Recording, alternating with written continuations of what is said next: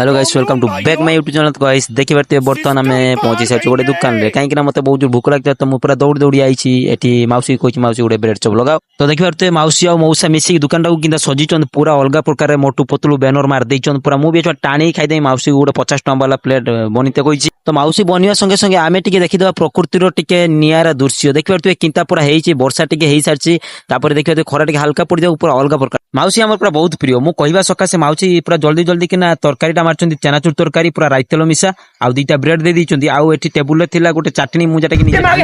Sago को कंचा प्याज आउ नेंबू भी देइथिले। तो मु पूरा गुपगाप किना खाइ गेले काहे कि मते बहुत जोरे भूख लागथिला। आउ गोटे कथा होउची आंगे मु टिके दाढ़ी फाड़ी मार देछि किना ना टिके से दाढ़ी टिके टिके उठी जाउ पूरा छेइरो को बुदार को दिसा होतला सेते दाढ़ीटा मारी पूरा क्लीन से भी जाइछि किंतु निसडा रख सांग माने आज का वीडियो आपन केमिति लागला कमेंट रे जणांतु। हमर ब्रेड चॉप खाइया वीडियो एमिति नुवा नुवा वीडियो देखा पय मते सब्सक्राइब करंतु आउ मते लाइक कमेंट शेयर करंतु पुनी देखाबो नेक्स्ट वीडियो।